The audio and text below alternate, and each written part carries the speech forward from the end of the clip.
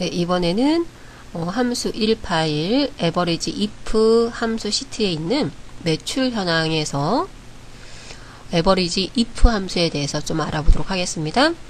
자, 먼저 우리가 계산해야 될 부분을 한번 보시면요. 이곳 매출 현황에 날짜별, 이름별, 상품에 따른 실적들이 이렇게 나와 있죠. 그리고 전체 그 사람들에 대한 평균 실적은 47,585가 나와 있네요. 그런데 이곳에 보면 개인별 그럼 평균 실적은 어떻게 되는지 이게 궁금한 거예요. 김영주가 중간중간 이렇게 들어있죠. 김영주. 자, 김영주에 대한 값들이 있어요. 이 값들이 뭐 10월 5일 날 판매한 것도 판매한 것도 있고요. 그 다음에 7일 한 것도 있고 8일 한 것도 있고 9일 한 것도 있죠. 이런 값들의 평균을 구해보고 싶다라는 얘기죠. 그러면 평균을 구하는 함수는 average죠. 근데 이제는요, 여기는 물론 average를 쓰겠죠. 모든 실적에 대한 평균이기 때문에. 하지만 여기는 모든 실적에 대한 평균이 아니고 이 실적 중에 누구 것만 찾아야 되냐면 김영주 것만 찾아야 돼요. 김영주의 요 김영주 데이터만 한번 제가 찾아보겠습니다.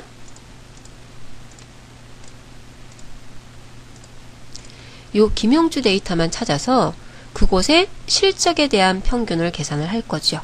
그러면 평균은 평균인데 김영주에 대한 평균, 그러면 조건에 맞는 부분에 대한 평균이 되는 거죠.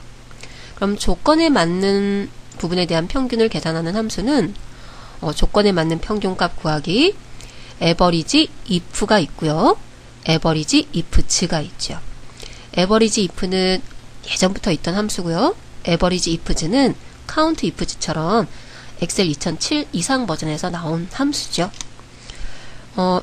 average if는 조건이 하나밖에 쓸 수가 없어요. 형식은요, 조건 범위에서 조건에 맞는 것만 골라서, 자, 뭐랑 동일하냐면 count if랑 동일해요. 그리고 그 뒤에 그 맞는, 다시 말해서 이름 부분에서 김영주 것만 찾아서 그 김영주에 해당하는 실적에 대한 계산을 하라는 얘기죠. 근데 이렇게 되면 조건을 하나밖에 못 써요. 그럼 조건을 여러 개 쓸 수 있는 average ifs를 보면 계산 범위가 순서가 좀 바뀌어 있죠. 제일 앞에다 옵니다. 앞에 오고요. 그 다음에 조건 범위, 조건 1에 대한 범위, 조건 1, 조건 2에 대한 범위, 조건 2. 계속 조건을 추가할 수 있어요. 어느 함수가 훨씬 더 효율적이냐면 ifs가 효율적이죠. 그리고 if 함수를 전부 average ifs에서 할 수 있기 때문에 시험에는 만약에 여러분이 컴퓨터 활용 능력을 본다든지 특히 엑셀 이런 걸 본다든지 하게 되면 함수가 딱 지정이 되어 있기 때문에 average if를 쓰셔야 돼요. 하지만 실무에서는 average if를 average ifs에서 다 소화를 하죠. 그러면 요거 하나만, 요 조건만 정확하게 기억하시고 쓰시면 되죠. 그래서 average ifs를 갖고 우리는 계산을 해보겠습니다. H3셀에 셀 포인터를 넣고요. 등호 average ifs 더블 클릭합니다. fx 함수 마법사 열고요. 자, 이곳에 보시면 첫 번째 average ifs는 계산 범위가 먼저 오거든요. 근데 우리가 선택한 함수는 average예요. 평균에 대해서 계산하겠다는 얘기죠. 그러면 평균 계산할 범위, 다시 말해서 계산 범위예요. 우린 실적에 대한 계산이기 때문에 실적에 대한 계산을 할 겁니다. 라고 해서 이 3에서 이 20, 이 값에 대한 평균 계산을 할 겁니다. 라고 먼저 잡아주고요. 그 다음에 무조건이 아니라 조건이 있죠. 그러면 두 번째, criteria range 1, 조건 1에 대한 범위가 되는 거죠. 조건 1에 대한 범위는 김영주에 대한 거예요. 그럼 김영주는 어디에 들어가 있냐면 이름 부분에 들어가 있죠. 그러면 이름 부분에서, 이름 전체 이름에서 크라이테리어 1, 조건은 김영주죠. 자, 큰 따옴표 김영주 직접 쓰셔도 되지만 셀에 있으면 셀 주소를 이용하시는 게 훨씬 효율적이죠. 그러면 G4셀에 있는 요 김영주 값에 대한 평균 계산을 하면 43,410.3333 이렇게 떨어지네요. 근데 문제는요. 자, 하나를 계산하겠다라고 하면 상대 주소, 절대 주소 신경 안 쓰셔도 돼요. 근데 우리는 이 계산을 하고 나서 아래로 채우기들로 채워서 김도균, 이해준 것까지 구할 거잖아요. 그러면 요 조건이 들어가 있는 김영주라는 건 김도균도 될 수 있고 이해준도 될 수 있으니까 얘는 상대 주소가 맞죠.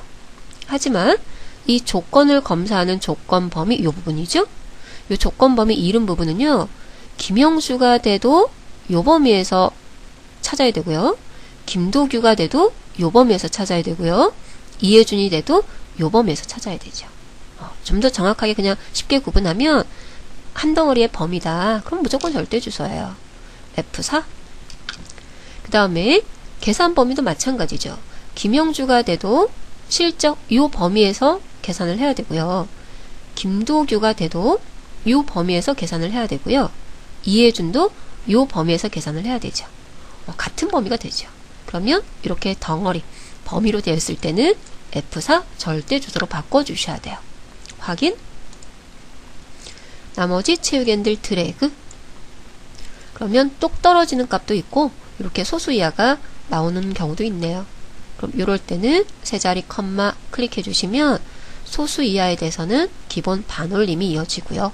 혹시 올림 내림이 필요하면 그땐 라운드, 라운드 업, 라운드 다운 이런 함수랑 같이 사용을 하셔야 되겠죠. 이번엔 자, 이 부분 조금 이제 어려워집니다. 자, 김영주에 대한 컴퓨터에 대한 여기 문제가 좀 틀렸어요. 수정을 합니다. 컴퓨터 문구 도서. 자, 김영주에 대한 평균 실적을 구하긴 구하는데, 자, 김영주에 대한 전체에 대한 평균 실적이 아니고요. 오로지 컴퓨터에 대해서만.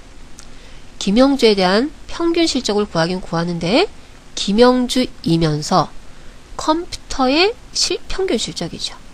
그럼 이 부분은 김영주 실적에서 그 중에서도 김영주의 문구에 대한 평균 실적이죠. 여기는 김영주의 도서에 대한 평균 실적이에요.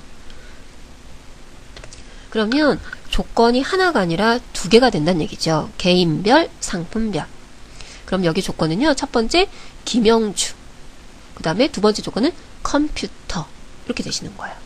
그러면 여러 개의 조건에 만족하는 함수는 average ifs. 우리는 실제 실무에서는 average ifs만 쓰시면 되죠. 계산하겠습니다. H10에 셀 포인터 두고요. average ifs fx 함수 마법사 열어놓고요. 자, average ifs 함수는 계산 범위를 먼저 가져온다라고 했어요. 이게 average range 평균 계산할 범위가 되는 거고요. 자, 실적에 대한 평균이기 때문에 실적값 2, 3에서부터 2, 20 이렇게 되죠. 자, 실적은 이곳밖에 없어요. 오른쪽 가도 안 되고요. 아래쪽 가도 안 돼요. 무조건 범위가 고정이 돼 있어요. 절대 주소 F4. 이번엔 조건 범위 조건 조건 범위 조건 이렇게 가죠. 자, 조건 범위 처음에 김영주 걸 찾아보도록 하겠습니다. 그러면 김영주 걸 어디에서 찾아야 되냐면 이름에서 찾아야 되겠죠. C3에서부터 C20 범위 내에서. 자, 이름도 오른쪽, 왼쪽, 아래쪽 움직일 이유가 없죠. 절대 주소 F4. 요 이름 범위에서 누구 걸 찾을 거냐면 김영주 걸 찾을 거야. 김영주. 근데 자, 우리는 김영주 것만 나중에 찾을 게 아니고요. 채우기 핸들로 아래로 드래그해서 채워야 되거든요. 그러면 김영주가 되기도 하고 김도규가 되기도 하고 이해준이 되기도 하죠. 그러면 얘는 상대 주소가 맞긴 맞네요. 그런데 하나 더 고민하셔야 돼요. 자, 김영주 계산을 한 걸 가지고요. 채우기 핸들을 요 부분이죠. 요 부분. 요 컴퓨터에 대한 걸 계산한 걸 가지고 채우기 핸들로 문구도 해야 되고요. 도서도 해야 돼요. 그러면 김영주가 옆으로 가면 하나씩 주소가 옮겨버리죠. 그럼 이제 자, 두 가지 변수가 생깁니다.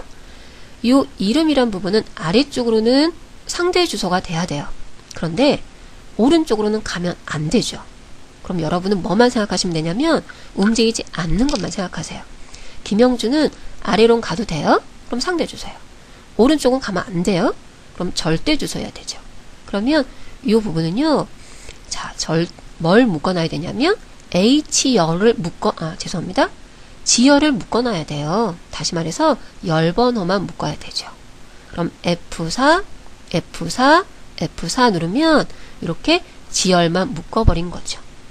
그러면 이 셀은 어떻게 채우기 핸들을 하든지 간에 G, 11, 12 이렇게 갈 수 있는데 H10 이렇게는 못 간다는 얘기죠. 그래서 김영주 이름 보시면 얘는 아래로만 움직여야 돼요. 좌우는 움직이면 안 돼요. 그러면 좌우로 갈 수 있는 열번호를 묶어버리는 거죠. 이런 걸 우리 뭐라 그러냐면 혼합 주소라고 하는 거죠. 자, 이번엔 김영주 걸 찾았고요. 이젠 김영주의 컴퓨터도 찾아야 돼요. 그러면 두 번째 조건 범위는 컴퓨터에 대한 걸 찾아야 되기 때문에 상품 범위 D3에서 D20 범위에서 찾아야 되겠네요. 그쵸? 이 범위에서 절대 주소 F4. 자, 조건 2가 되죠. 이 범위에 뭘 찾아야 되냐면 컴퓨터를 찾아야 돼요. 그럼 H9셀이죠. H9셀. 근데 여기도 고민하셔야 될 게 채우기들을 아래도 들어가고요. 오른쪽도 들어가죠. 그러면 채우기들 아래로 들어가면 이 셀이 하나씩 내려가 버려요. 근데 이 셀은요. 아래로 내려가면 절대 안 돼요. 우린 움직이지 않는 것만 절대 주소로 하면 되거든요. 그럼 얘는 아래로 내려가면 안 되기 때문에 아래로 내려가는 건 이곳에 보시면 9행, 10행, 11, 12 이런 행번호죠. 그럼 행번호는 내려가면 안 돼요. 없어요. 그럼 행번호를 묶어놔야 되죠. 그럼 F4, F4를 눌러서 행번호를 묶어버리는 거죠. 그럼 얘는 채우기 핸들 했을 때 아래로는 안 내려가고요. 옆으로 하면, 오른쪽으로 하면 컴퓨터에서 문구, 도서 요거는 이동이 되는 거죠. 다시 한번 정리해 드립니다. 다시 한번 김영주 한번 정리할게요. 이름 범위에서 김영주를 찾아라. 찾았어요. 그런데 채우기 핸들 하실 때 자, 오른쪽으로 가면 안 되죠. 김영주는 밑에는 가도 돼요. 그럼 오른쪽 가는 요 열번호만 묶어버리면 되는 거예요. F4, F4, F4 열번호 묶었습니다.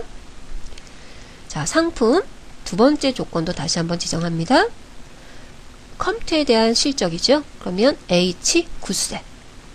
자, 우리 채우기 핸들을 아래도 하고 오른쪽도 하는데 얘는요. 아래로 갈 수 없어요. 그럼 아래 묶어야 돼요. 아래로 묶는 건 이곳에 행번호가 되는 거죠.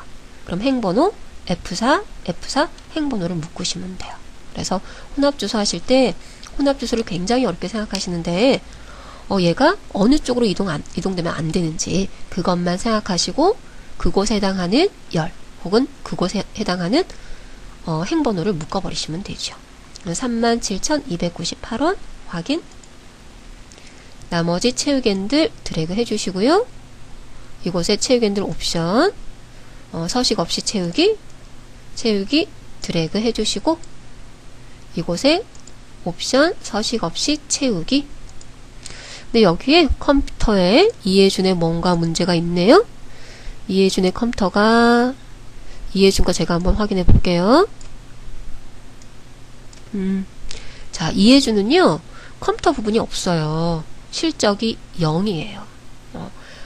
에버리지 나누기는요 나눠지는 개수가 없을 때는 오류가 발생을 합니다. 그래서 결과적으로 여기는 값이 없기 때문에 오류가 발생을 한 거예요. 자, 이 오류는 잠시 제가 어느 시트에 그게 있는지 모르겠는데 그 시트에 가서 오류 나타나면 오류 없게 만드는 이것도 설명을 해드리도록 하겠습니다. 자, 한번 해보시고요. 수고하셨습니다.